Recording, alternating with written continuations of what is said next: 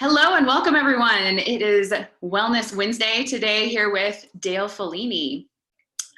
And so a little bit about Dale as I introduce her, and then we're going to dive into the power of connection and what that truly means. But Dale is a previous counselor turned life coach, and she works with women, families, and youth, and has for over 40 years. And very passionate about living to the fullest and helping clients to do so as well.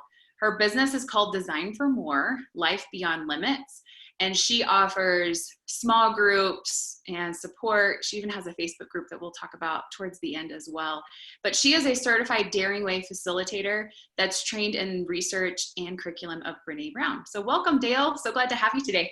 Thank you. I'm so excited to be here. Yeah. So I love the idea of Wellness Wednesday. Yeah. So tell us a little bit about what you do. Okay. Well, I'm a life coach, and I work predominantly with women, but I have worked with some couples and teens.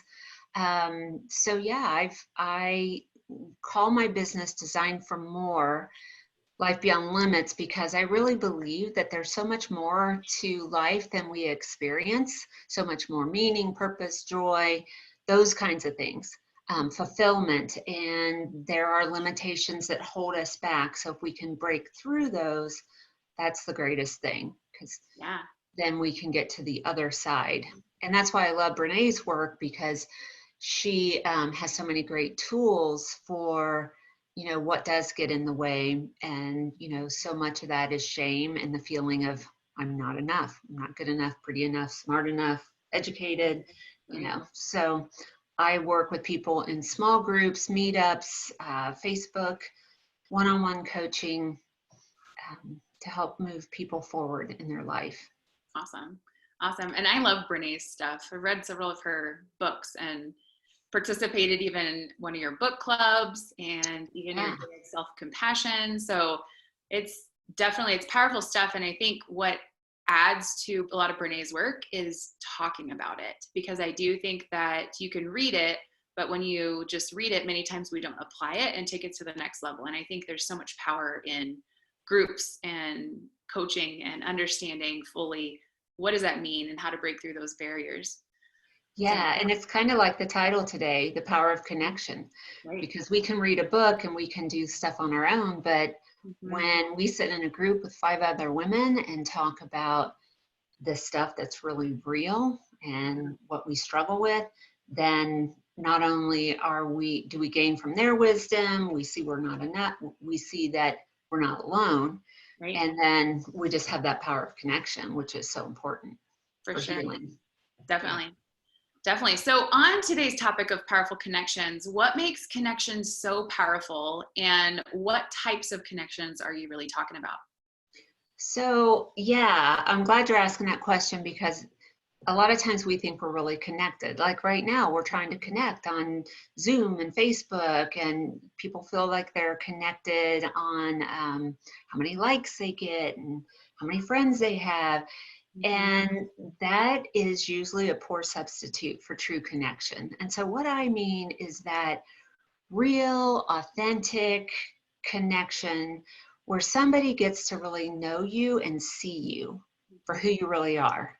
So, it takes vulnerability to have those kind of connections. We have to be willing to reveal ourselves and who we are, and let people see that we're just a mixture of strength and struggle, and there's nothing like allowing that to be seen and then to be accepted in that moment for who we are. It's so validating, and it just increases that connection. Agree. And I feel like anyone in any phase of life needs this, right? Like, gosh.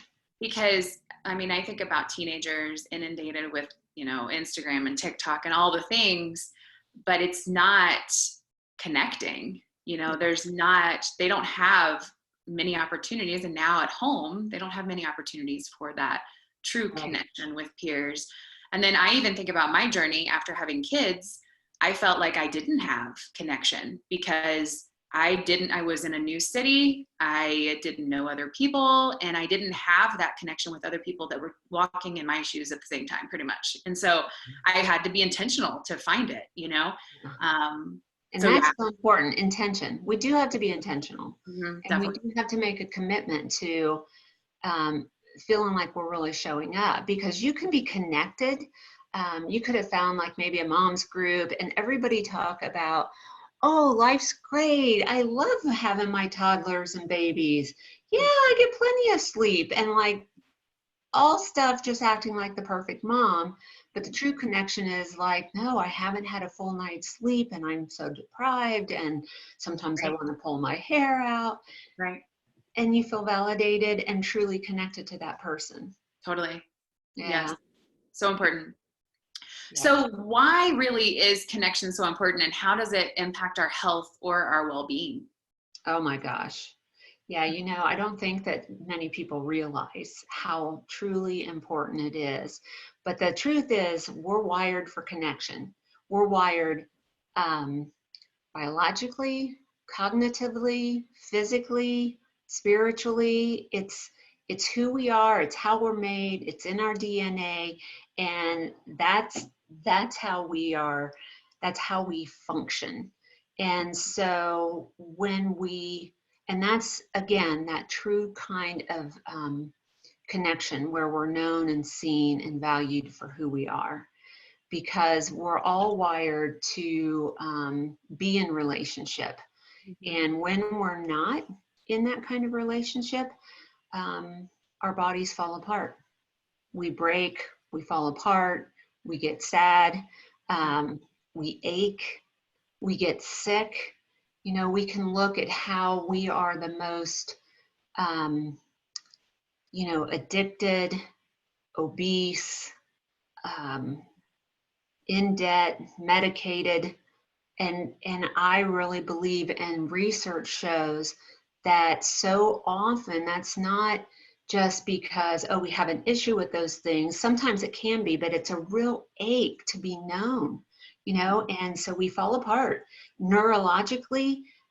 It's so fun with neuroscience now, because you can see how our brain develops so much better and performs so much better when we're in healthy relationship. Definitely. Yeah. Definitely. I think that science aspect is really interesting, because it's in everything. It's our emotions really impact our health. And so when we're not getting what we need emotionally, then there's repercussions for it. And we Yeah. always push it off too. I think that's the first thing that most people let go, is like, I'm okay. I'm okay. Like, Yes. but you hit a wall. There's a point that you're like, no, really, I'm not okay.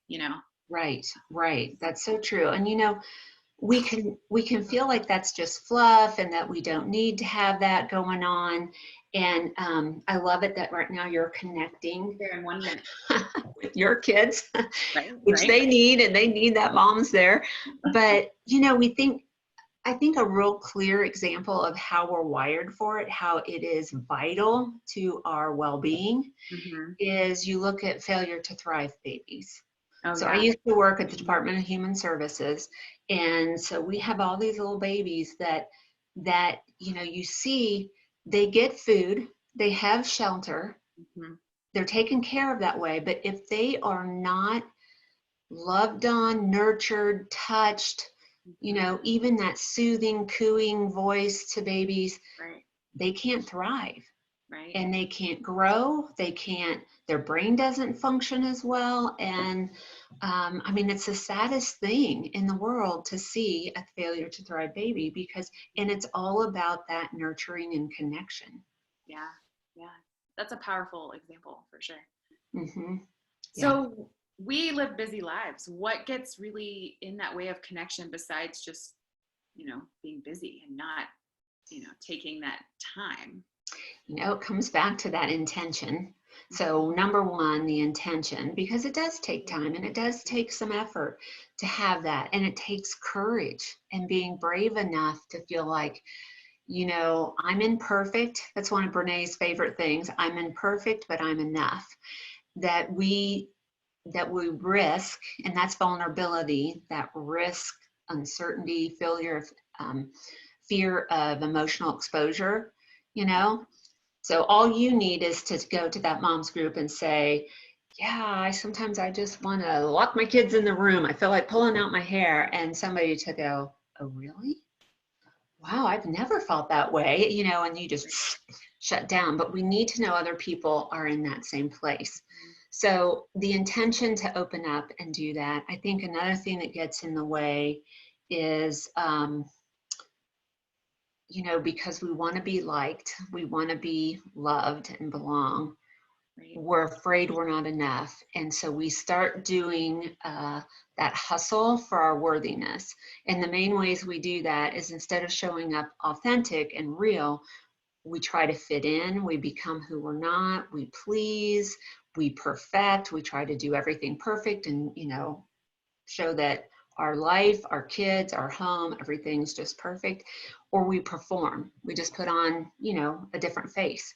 And so no one can see us. No, we might fit in, but that's not being accepted or being loved and valued. Right. So it's such a trade-off. And I think you mentioned one other thing.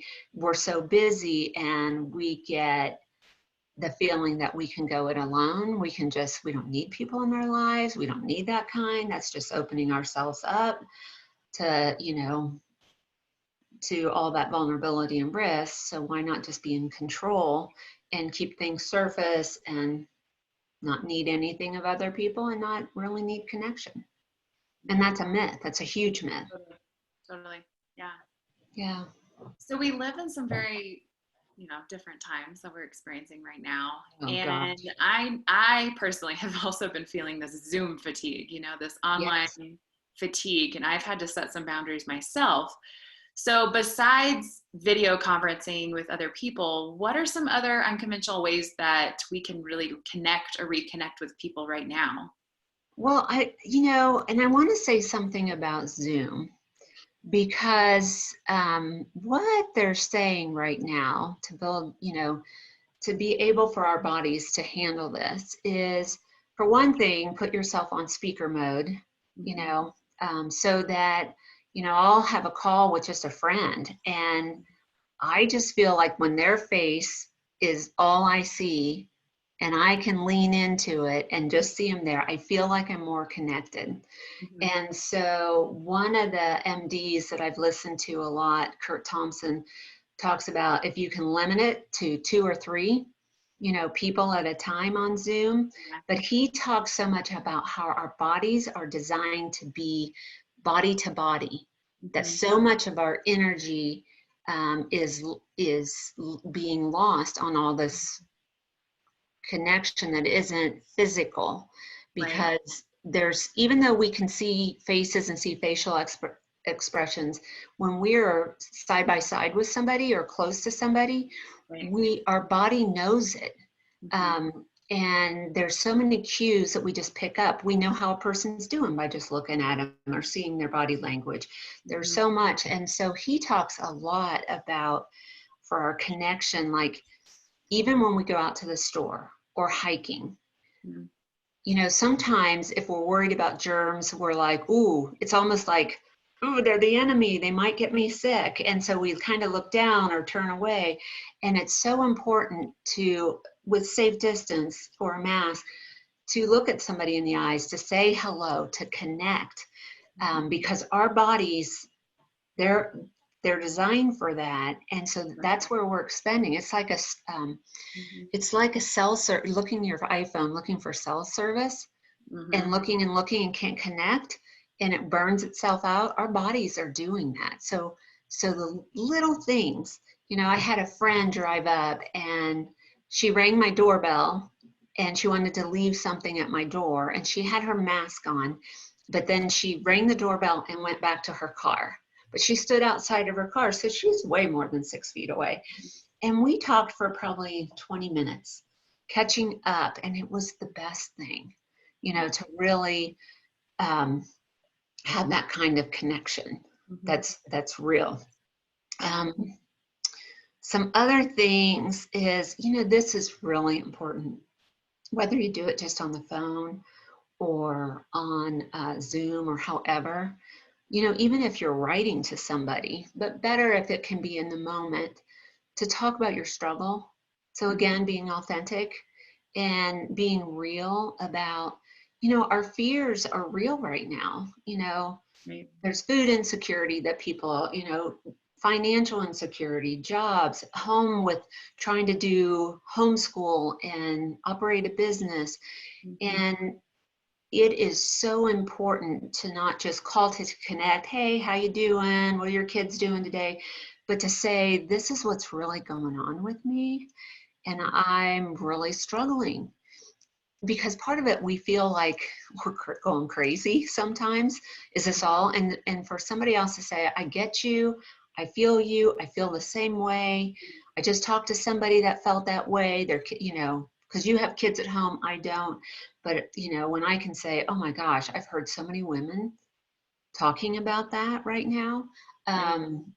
You have that connection that you're not alone, and that it's really what we call common humanity. We're all in it together. And I love seeing the hashtag, we're all in it together and all that, but that's real. We, you know, common humanity of knowing we're not alone, and we're so connected through a pandemic.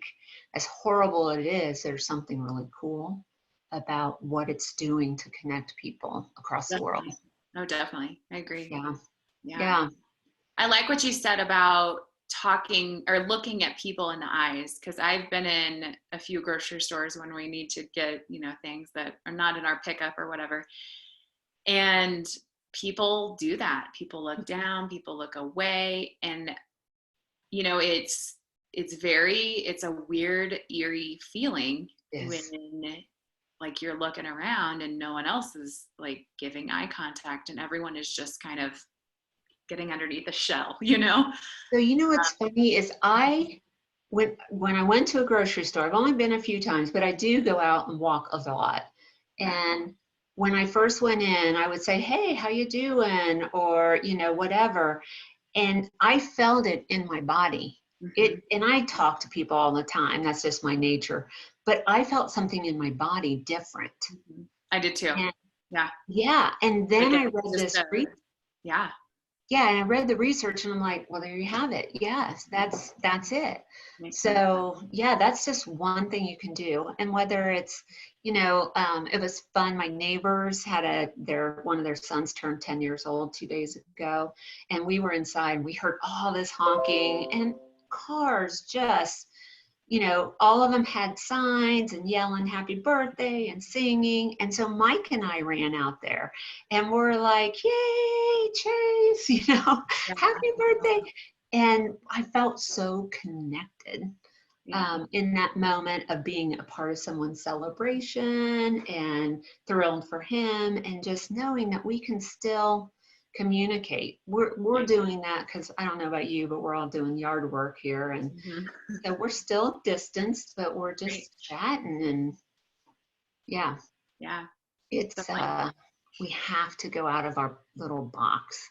Definitely. Appropriately. I really advocate the mask and all that kind of stuff, and 6 feet, because even if it doesn't protect me, it's caring for another person to protect them. Right. Because we know the mask doesn't really protect us unless the other person has one. Right, exactly. Yeah. Yeah. So to wrap up this morning, any final thoughts that you have? Well, I don't know. I do love that, you know, just because I love working on shame and knowing, I just wanted to say, you know, shame's that incredibly intense feeling that we're not worthy of love and connection, that somehow we're flawed. And so we can see how our shame thoughts can just, you know, those little gremlins can take away when we're not in connection with other people and feeling that. And so what you said about being intentional, if there ever was a time we need to be intentional about that, it's now. We can get caught up in, because we want to numb, which is like get caught up in TV, watching series and Facebook and all these kind of things, but we have to connect. And I would say the other thing that's so important, I had to quarantine myself from my husband for 2 weeks. So I had a mask, I slept in a different room. Touch, when I was able to touch and move back into the bedroom, and just physical touch is so important because we're not having that outside of our homes. The more that we can love on our kids and touch them and cuddle, and our spouse or partner or family member, whoever's in our home, is so important. I think that physical connection, you know, it releases all the good hormones that will help us, you know, fight the irritability and frustration that many of us are experiencing, and anger. Yeah, I agree. Right now. I agree. Well, thank you so much, Dale, for being with us this Wellness Wednesday. You bet. I love it. Yeah, and I know that there's going to be so many women that are touched and encouraged to, you know, be intentional and really make more connections just by hearing this today. So thank you again. Thank you. You bet. And can we invite women to the Flourish, my Facebook group, private Facebook group, just because it's a place of intentional, authentic connection. And so would love to have people join me there. I know you said you were going to post that, but I just really wanted to say, come definitely, definitely. So Dale also has a great Facebook group called Flourish, right? Is that the title of it? Just Flourish? Yeah. And anyone can join it, and it's just a great place for that connection. So I'll be sure that it's posted everywhere that this video is shared. Great. But thank you. Great. All right. Well, good talking to your tribe. Take care. Bye. Be well. Bye-bye.